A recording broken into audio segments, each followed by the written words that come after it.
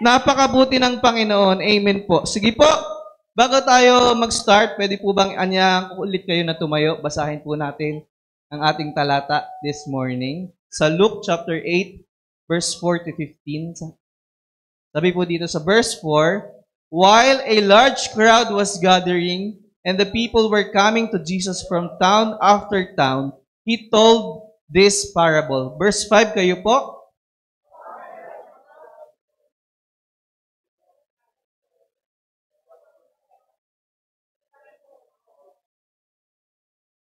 Verse 6, some fell on rocky ground, and when it came up, the plants withered because they had no moisture. 7, kayo po.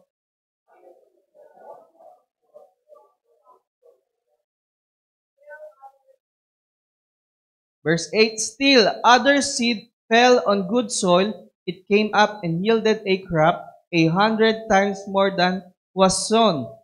When he said this, he called out, whoever has ears to hear, let them hear. And verse 9, kayo po. Verse 10, he said, the knowledge of the secrets of the kingdom of God has been given to you, but to others I speak in parable, so that, though seeing, they may not see, though hearing, they may not understand. Verse 11,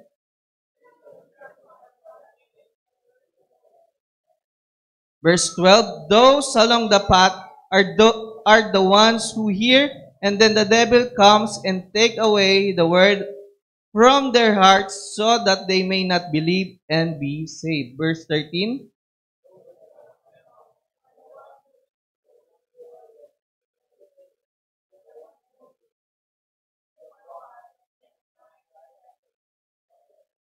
verse 14, the seed that fell among thorns stands for those who hear, but as they go on their way, they are choked by life's worries, riches, and pleasures, and they do not mature. 15, sabay-sabay po tayo. But the seed on the good soil stands for those with a noble and good heart who hear the word, retain it, and by persevering produce a crop. Sandali po tayong yumuko at manalangin. Yes, Father God, we thank you, we glorify you, Lord God. Muli, Panginoon, dalangin ko po ngayong umagang ito.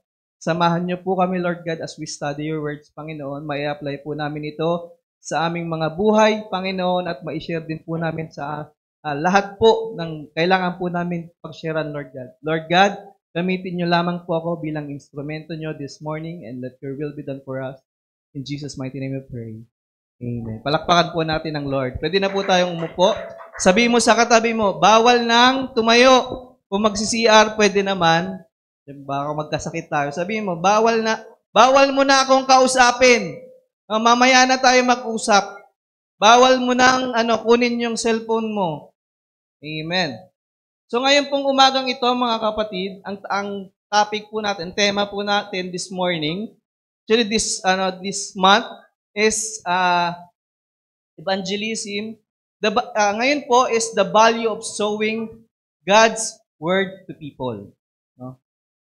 Minsan po ba natanong nyo na po ba sa sarili nyo kung gaano po kahalaga yung pag-share ng word of God, yung salita ng God sa tao, sa pamilya natin, sa mga kilala natin, na na po ba natin yun, natanong na po natin.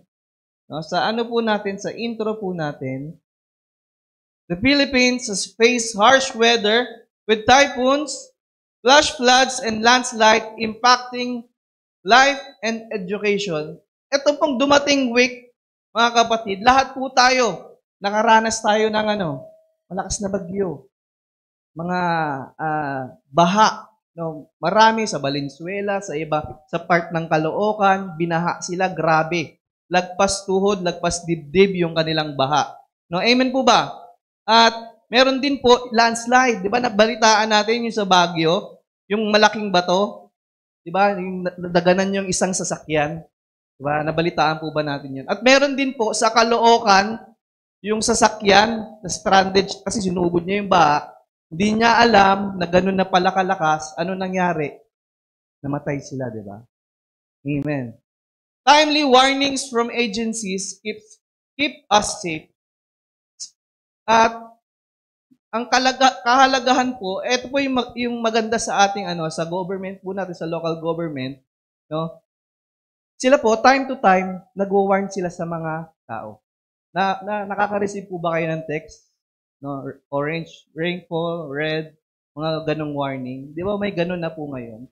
At napakahalaga po nun. Especially, no, yung tulad niyan sa baha. Minsan ako po nagmumotor, akala ko mababaw pa lang, yung pala sobrang lalim na. So, anong nangyari? Yung motor ko nalubog po. No, dati pa naman po yun. Pero kung meron sanang warning na, oy, dito malalim na, hindi na sana ako didiretso. Similarly, mga kapatid, sharing the gospel guides people through life storm. No? Ito pong pag-share natin ng salita ng Diyos sa mga tao, mga kapatid, similarly, ano rin to, early warning device sa mangyayari sa kanila if hindi nila tinanggap si Jesus sa kanilang buhay. Amen po ba?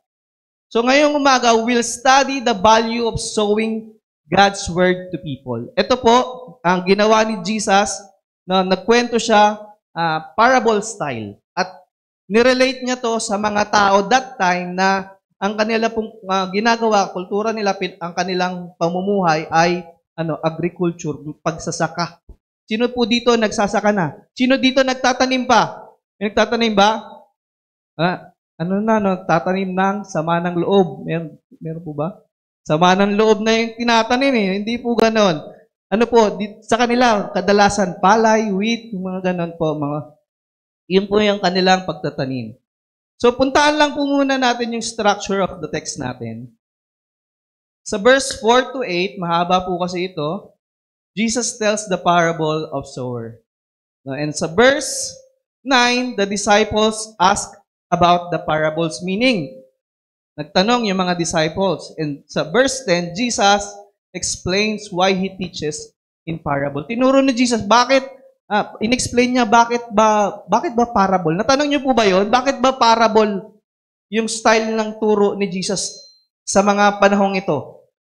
Sa eksenang ito. Bakit kaya parable? Kasi bago mag-umpisa to, sa chapter 5, nagturo ang Panginoon sa yung tinatawag po natin Beatitudes. No? Doon po yung mga moral lesson. Hindi naman siya parable style eh. Why sudden change? The way He teach. Bakit biglang naging parable style? Sa verse 11 to 15, Jesus interprets the parable for His disciples. Punta po tayo sa context. Ang context po natin, makikita po natin yan sa chapter 7. At dito po, makikita natin yung ministry ni Jesus. Amen po ba? Pwede bang palakpakan muna natin ang ating Panginoon? Dito, sa chapter 7, ito po yung ginawa ni Jesus bago siya magkwento ng parable of sower na ating pag-aaralan ngayon. Napaka-importante. Di ba? Tayo po minsan, pag meron tayong kwento na nasasagap, minsan di natin alam, mali pala, kulang pala.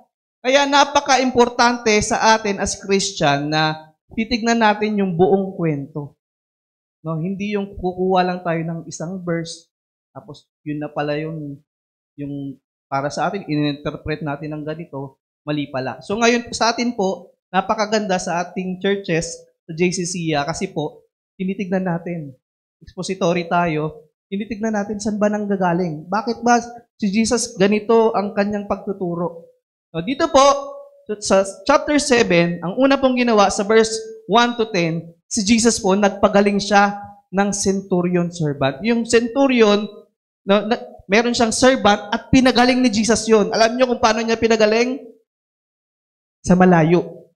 Andito si Jesus, andito yung centurion, yung papagalingin ni Jesus, nasa malayo. At pinagaling po ni Jesus yun. Amazing po ba yun? Amen, no? Grabe yun. Kung ikaw yung centurion, anong magiging response mo? Wow, grabe, susunod na ako dito sa taong to.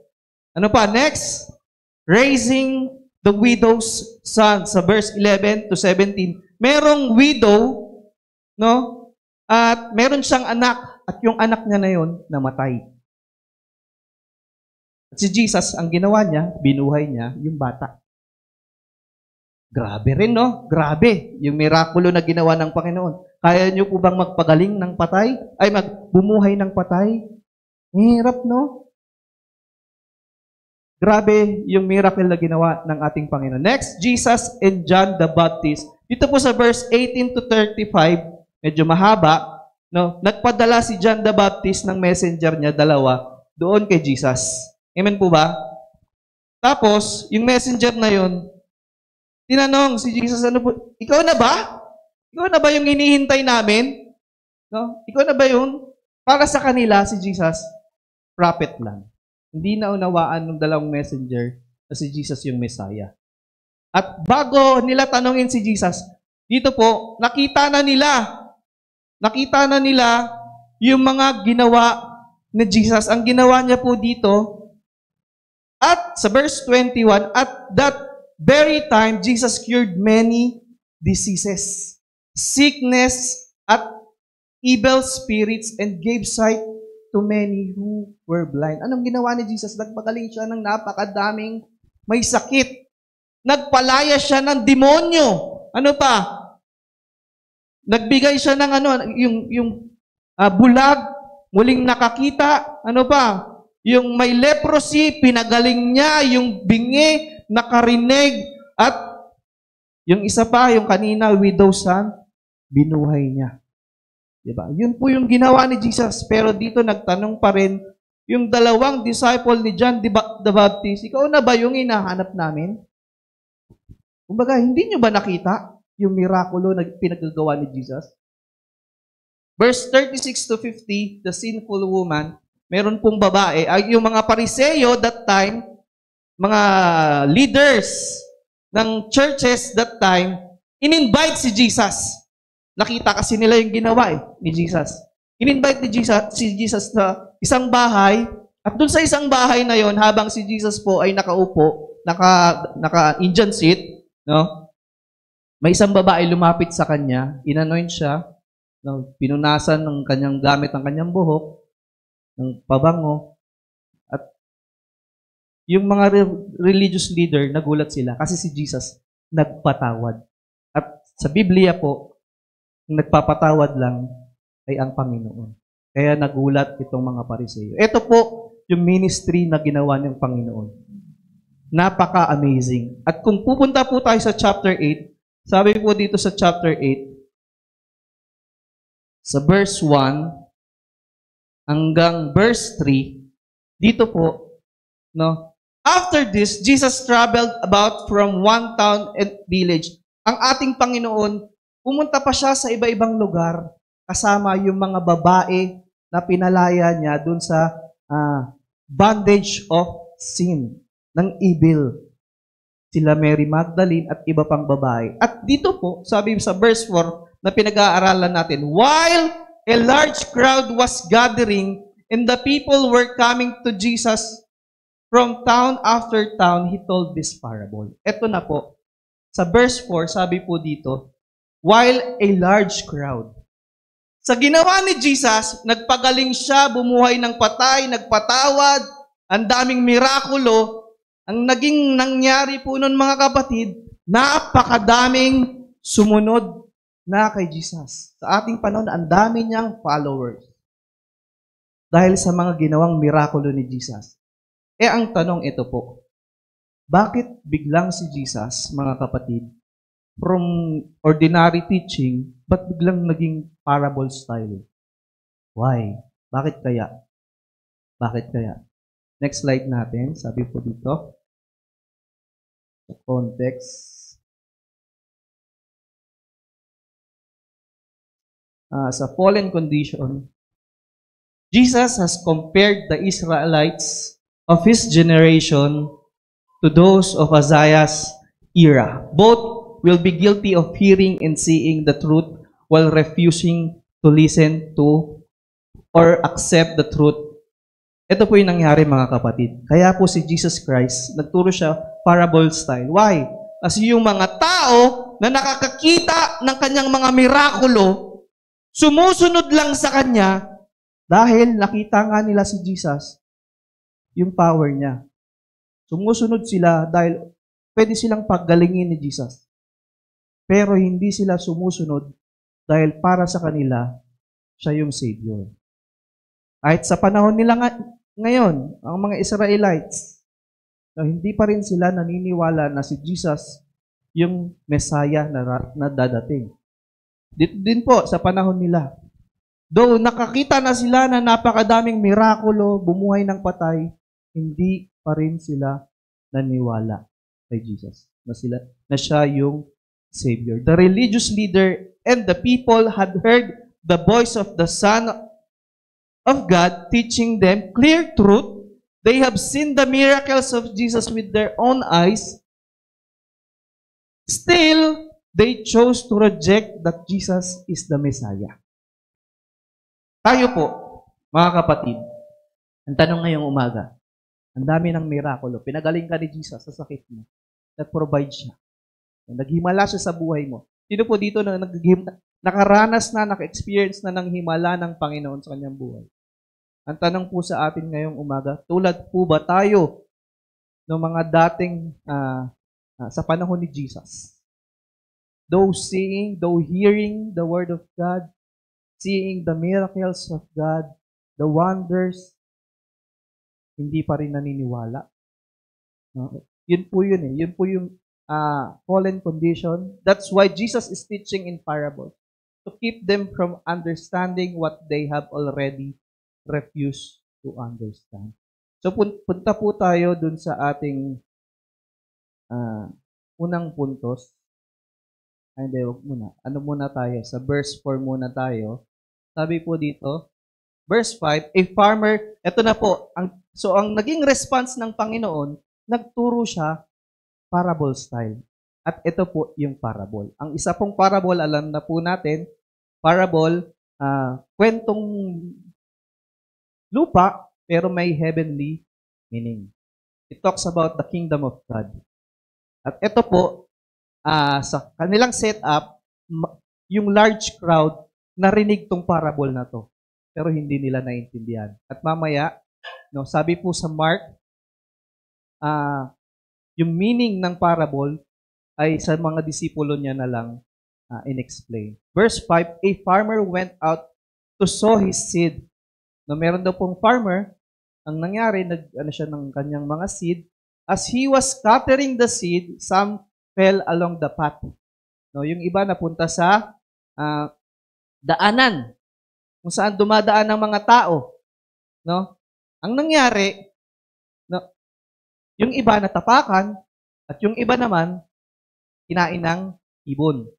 6, some fell on rocky ground. Yung iba naman daw po napunta sa babato. And when it came up, the plants withered because they had no moisture. Kumbaga, yung halaman man yon o kung ano man, hindi siya nag-grow talaga. No? And verse 7, sabi po dito, other seed fell among thorns, which grew up with it and choked the plant. Napunta yung iba sa mga matitinik. Ngunit nung ito ay namunga, na-choke. And verse 8, still other fell on good soil. It came up and yielded a crop 100 times more than was sown. At ito po yung nangyari dun sa good soil. No? Namunga at mas dumami pa yung bunga kesa dun sa tinanim. Amen po ba? Ngayon ang tanong, kayo po ba ay good soil? Ako naniniwala ko good soil ang mga tagapabahay.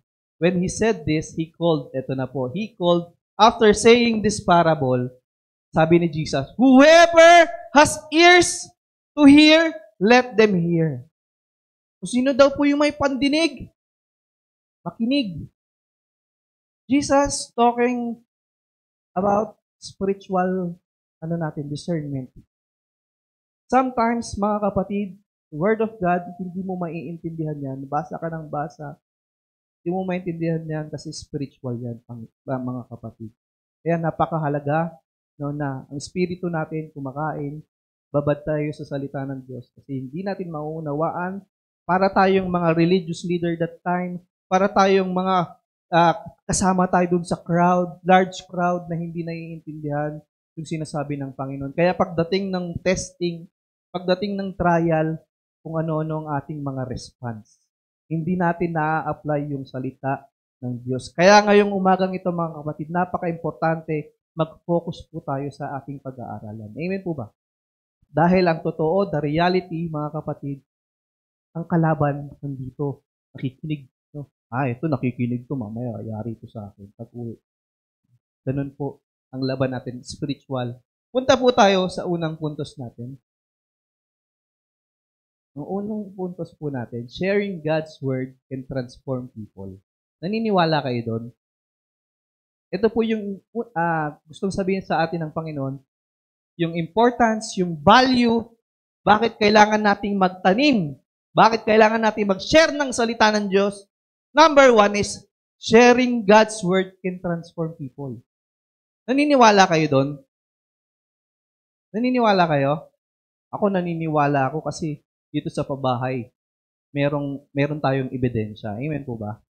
Verse 13, sabi po dito sa verse 13, those on rocky ground, no? Ito po, etong eksena naman na to, nung ine-explain na ng Panginoon, ni Jesus, yung meaning of the parable, mga disipulo niya na lamang po yung kanyang kausap. Sabi sa Mark 10, hindi nakasama yung large crowd. Kasi hindi rin naman nila maiintindihan. Amen po ba? Dito po,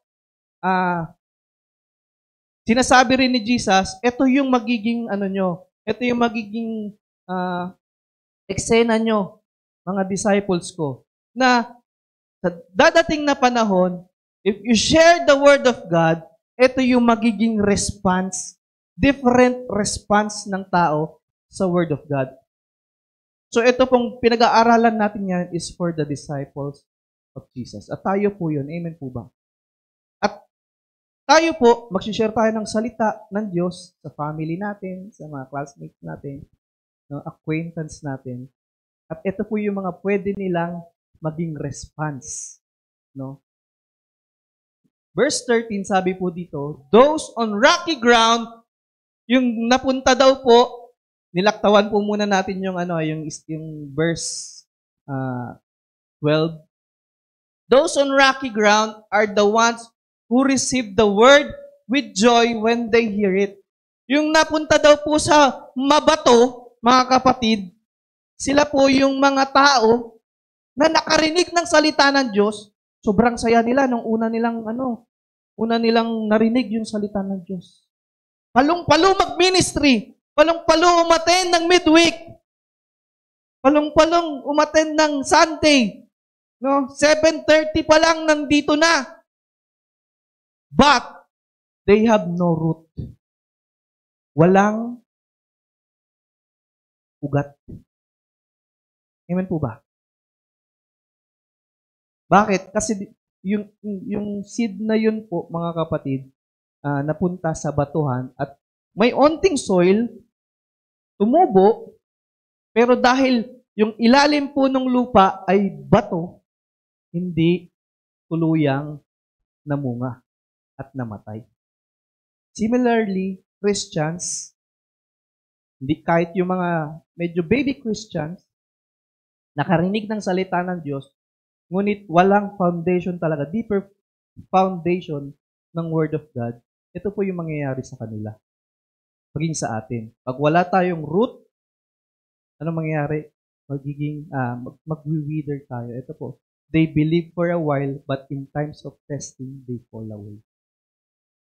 Dumating yung taggutom sa buhay nila. Dumating yung problema. Hindi na ako mag-church. Hindi naman ako natutulungan ng church. Diba? Ito po yun yung napunta sa rocky ground. Amen po ba? Verse 14, sabi po ito, yung isa pa, the seed fell among thorns. Yung iba namang pong seed, napunta siya sa merong mga tinik-tinik. Stands for those who hear the word, narinig yung salita ng Diyos, but as they go on their way, they are choked by life's worries. Nakarinig sila. Nag-church sila, Subalit dumating na yung trial, testing, yung asawa, inaaway ka, no? Walang makain, kulang ang finances, walang mahanap na trabaho. Dahil sa worries, hindi na nag-church. Amen po ba? Ano pa? Riches and pleasure. Yung blessing na binigay ng Panginoon sa kanya, ano nangyari? Naghinder pa para mas lumago sa Panginoon.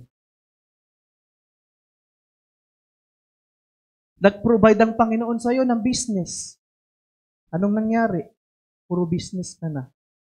Nag-provide ang Panginoon ng makapag-aral ka. Sa atin po, meron, di ba?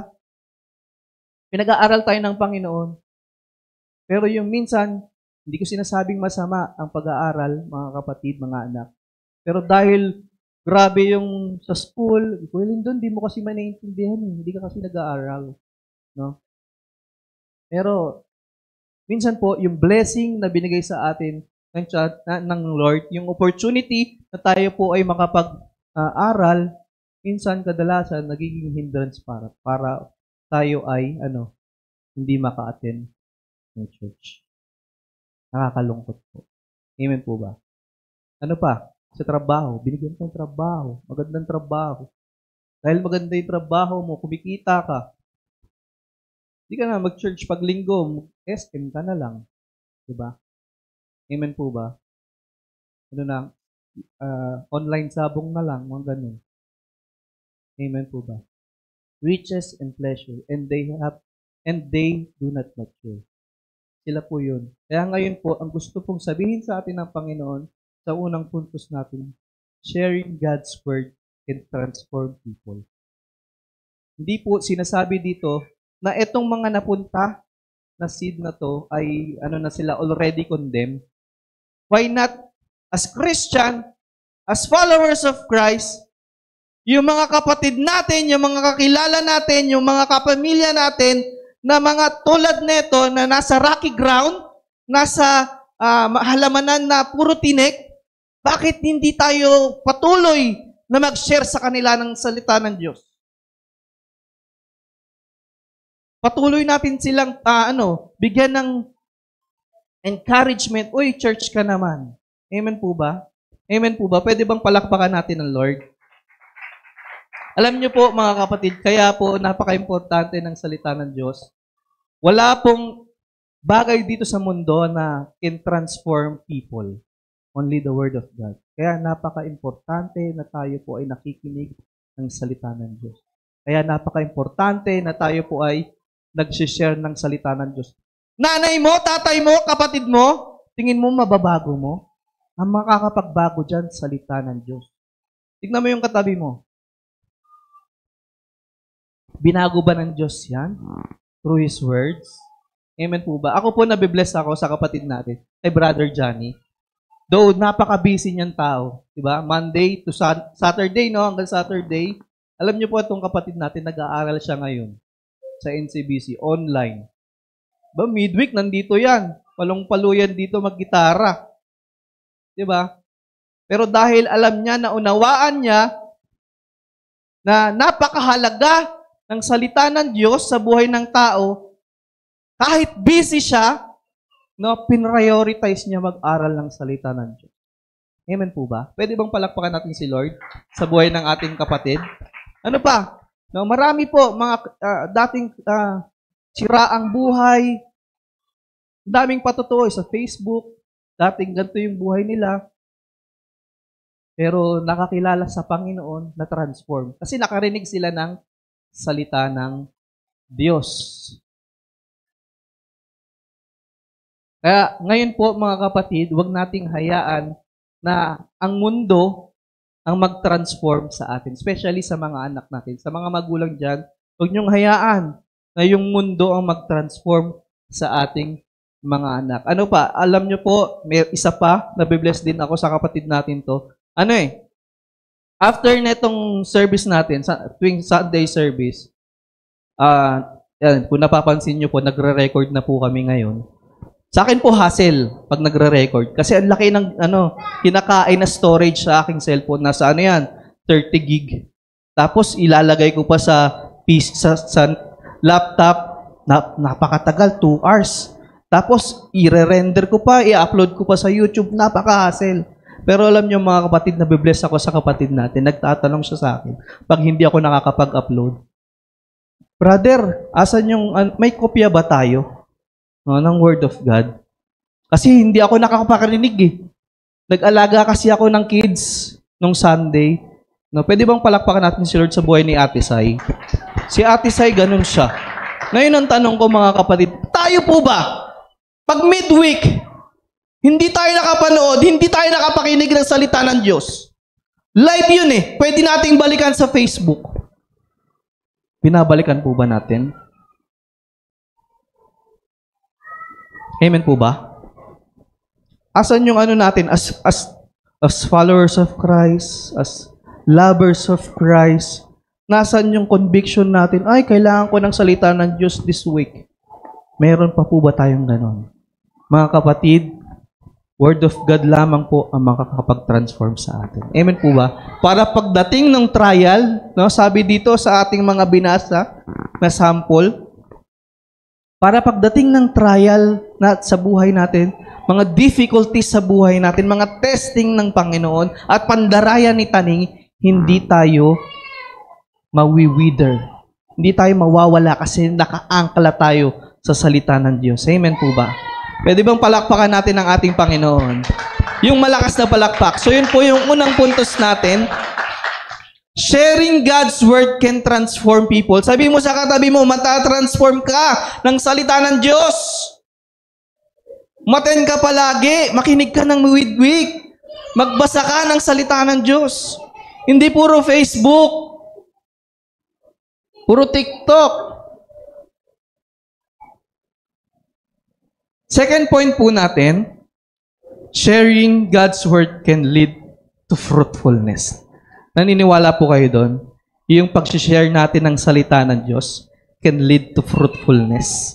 Amen po ba? Verse 15, sabi po sa verse 15, but seed on good soil stands for those with noble and good heart. Yung napunta daw po sa good soil, no, sila po yung may good heart. And ito po sabi, who hears the word, retain it, by persevering produce a crop. Yung napunta daw pong seed sa good soil, ano nangyari? Naririnig sabi po dito, retain it. No? Hindi yung one time lang nakapakinig ng salita ng Diyos, tapos wala na. Yung napunta daw po sa good soil, mga kapatid, anong ginagawa niya? Patuloy siyang nag-aaral ng salita ng Diyos. Patuloy niya siyang ina-apply yung salita ng Diyos sa buhay niya. Patuloy siyang sinisik niya pa yung salita ng Diyos. Amen po ba? Ngayon, ang tanong natin ngayong umagang ito, good soil po ba tayo? Alam niyo mga kapatid, hindi tayo makakapagtanim ng salita ng Diyos kung sa unang pa lang hindi tayo good soil. No? So as Christian, as followers of Christ, kailangan muna tayong maging matabang lupa. Sabi mo sa katabi mo, kailangan mo maging matabang lupa. Kailangan mo maging good soil. So ang tanong, how? Paano po ba tayo magiging good soil? No, yun nga po. Makinig ng salita ng Diyos and apply it in our lives. Amen po ba? No? Na-try nyo na po ba yon na may problema kayo sa buhay nyo tapos, ito yung narinig ko eh. Ito yung nabasa ko sa salita ng Diyos. Naranasan nyo na po ba yon? Kung hindi pa mga kapatid, try nyo yun. No? Napaka-comforting na pag may problema ka, magbabasa ka ng salita ng Diyos. Tapos, ito pala yung solusyon. Kailangan ko palang maniwala. Kailangan ko palang magkaroon ng faith sa ating Panginoon. Kasi andun yung promise niya. Amen po ba? Pwede bang palakpakan natin ng Panginoon? Ano pa? Mga kapatid, dito po sa pabahay, we are blessed dahil ang bawat isa namumunga. Amen po ba? Pwede bang palakpakan natin si Lord? Alam nyo, as part of leadership, we are blessed na nakikita namin yung mga youth, no, na nagmi-ministry na. Ito na yung fruit. Amen po ba? No, sila Eunice, sila Chloe, sila Kashika, yung mga taga-Bigti, si Mark, 'di ba? Sila yung mga dating church goer lang, pero ngayon dahil nakarinig sila ng salita ng Diyos, nataniman sila ng salita ng Diyos, nagmi-ministry na sila. Amen po ba? Pwede bang palakpakan natin ulit si Lord? Meron pa. Si Ninang Rosalie, di ba dahil nagsishare siya sa mga kids, alam niyo po yung nangyayari. Sobra po akong nabibless at gusto kong i-share. Alam niyo po, karamihan sa mga kids dati, no, nagkakaroon sila ng eagerness na bumalik. At ngayon po, sa youth na sila. No, ganun po kabuti ang Panginoon. Amen po ba? Pwede palakpakan ulit natin ang Lord. Kaya, yun po yung sa atin, encouragement this morning, na patuloy tayong maghasik, no? Mag-seed, ay magtanim ng seed, ng Word of God sa lahat ng tao. Amen po ba? Especially sa ating pamilya. Ako naniniwala ko darating ang time na makakasama natin ang ating mga mahal sa buhay dito. Amen po ba? Ako naniniwala ko na one time, buong pamilya ko, nandito kami nagpupuri sa Diyos. Gusto niyo po ba yun? Kaya patuloy tayo magtanim ng salita ng Diyos. Amen po ba? Amen. Palakpakan natin si Lord. So yun po, balikan natin. Unang puntos, yung value, yung importance why we share God's Word to people is sharing God's Word can transform people. And number 2, sharing God's words can lead to fruitfulness. And number 3, ito po yung sa verse 12.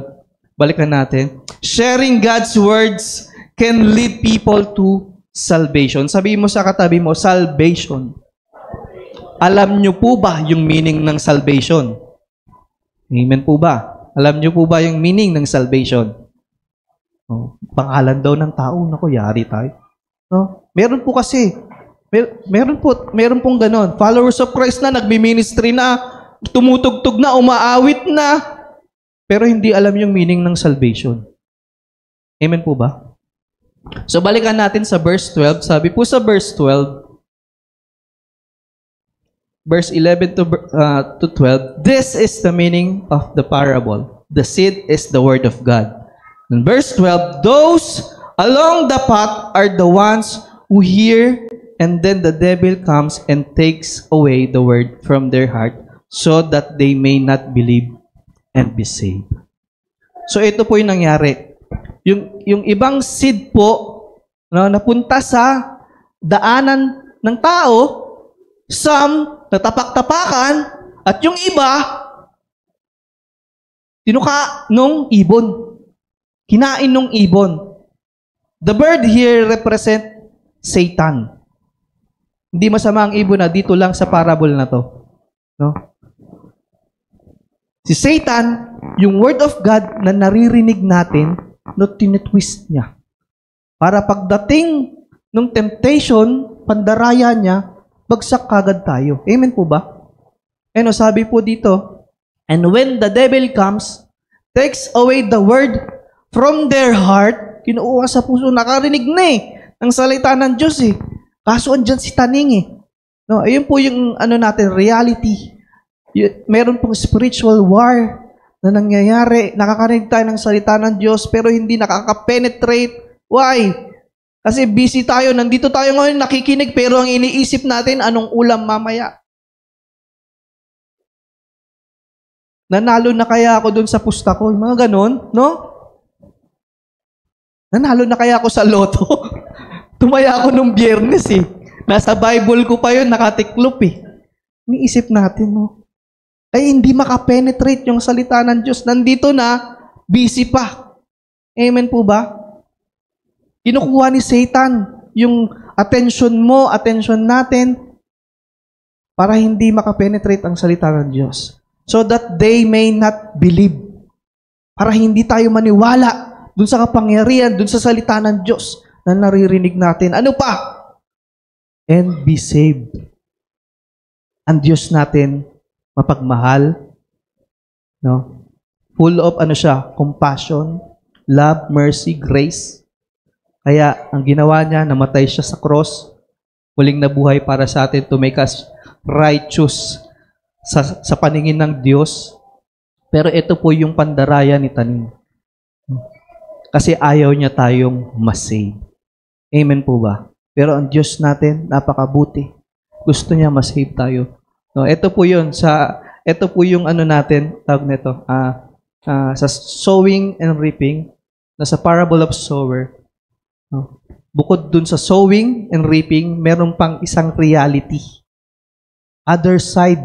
No? Yung pagtatanim, yung pag-ani, pero meron pa pong other side yun, mga kapatid. Mababasa natin yan sa Matthew, yung sa parable of wheat and weeds. Pagdating po ng panahon, pertaining to end times, yung mga useless, yung mga weeds, yung mga damo na hindi naman kailangan, yung mga dapat malago na crop. Pero dahil nadaya ni Taning, anong gagawin sa kanila? Igagather, itatapon, susunugin sa impyerno. Amen po ba? Kaya tayo mga kapatid, ito po yung value of sowing.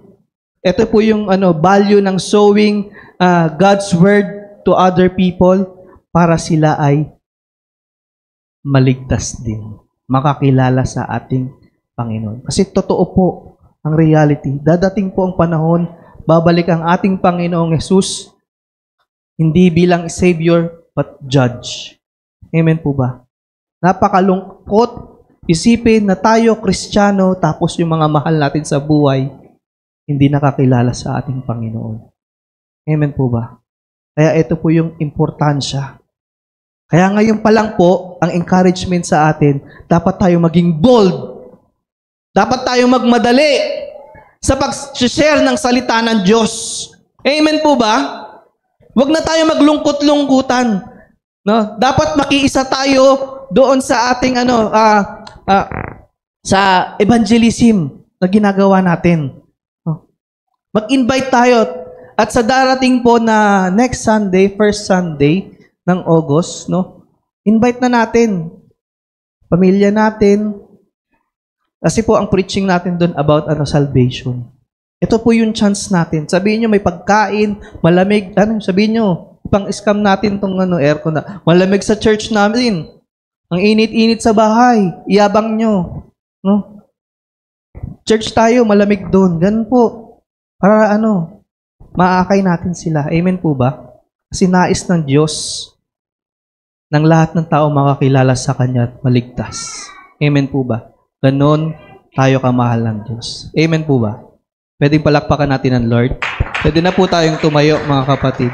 Sa summary po natin, Jesus Christ, sa verse 1, Jesus Christ is the sower of God's Word. Tayo po, co-worker tayo ng ating Panginoon. Ang Diyos, ang nagtatanim ng salita ng Diyos, ganon din tayo, ginagamit niya tayo as instrument, as sower, pero ang nagpapamature, nagpapabunga ng salita ng Diyos sa buhay ng tao, walang iba kundi ang Panginoon. Amen po ba? Jesus Christ revealed the secret of the kingdom of God using the message of the parable. Ginamit ng Panginoon yung parable style, no? Para ipaliwanag sa mga disciples niya. Ganun din po tayo, mga kapatid. Spiritually, kailangan nating maintindihan ang salita ng Diyos. No, hindi lamang po yun nagbasa tayo para ma-apply po natin sa ating mga buhay. Life application po natin. Sabi po dito, why do we need to share the Word of God with our loved ones, family, and friends? Bakit nga ba? Balikan natin, bakit nga ba kailangan natin mag-share ng salita ng Diyos, especially sa ating mga mahal sa buhay? For them to be saved.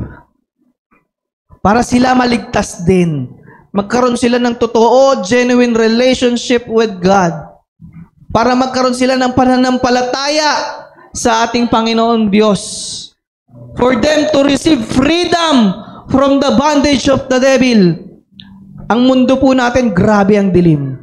Ang daming nadadaya ni taning. Kaya yun po ang nais ng Panginoon, makalaya yung mga tao sa bondage of sin. Amen po ba? Pwede bang palakpakan natin ang Lord? Awitan natin siya muli. Habang inaawitan natin ang Panginoon, I encourage you mga kapatid, na pag-pray natin na magamit tayo as instrument sa kanyang ministry here on earth. Makapagligtas, makapag-akay tayo ng mga nasa bondage of sin. Yung mga hopeless na tao, ma-share natin ang salita ng Diyos. Kailangan natin mag-aral ng salita ng Diyos. Kailangan natin magpakalalim sa kanyang salita. Kailangan natin ng totoong relationship sa ating Panginoon. Hindi yung pa-church lang tayo. Church, mga kapatid, this is the time na tayo po ay magseryoso. I-apply natin yung salita ng Diyos na ating naririnig at i-share sa ating mga mahal sa buhay. Hallelujah, Lord God. Sige, awitan natin ang Panginoon. Habang umaawit po ang ating praise team, pwede niyong kausapin ng Lord. Kasama natin siya, mga kapatid. Hallelujah. Yes, Lord, napakabuti mo. Your righteousness and I look to you, and I wait on you. Pwede bang itaas natin ang ating mga kamay sa ating Panginoon? Sa lahat ng gustong magamit as instrument. Hallelujah, Lord God. Awitan mo siya. Awitan mo ang Panginoon. Naririnig ka niya ngayon. Hallelujah, Lord God. I'm carried in everlasting arms. You never let me go. Minsan pa, I sing to you, Lord. I sing to you, Lord. a hymn of love for your faithfulness to me. And I carried in everlasting arms. You never let For the last time, I'll sing to you, Lord. And I sing to you, Lord. a hymn of love for your faithfulness to me. And I'm carried in everlasting love. Yes, Lord. Napakabuti mo. You never let me go. Through it all. Hallelujah, Lord God.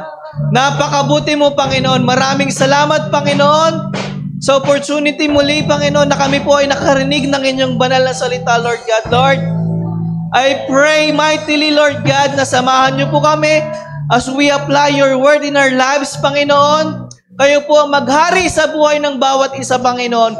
Mai-apply po namin ang mga salita mo na aming narinig, Lord God, yung importansya, yung value why we have to share the word of God to other people, Panginoon.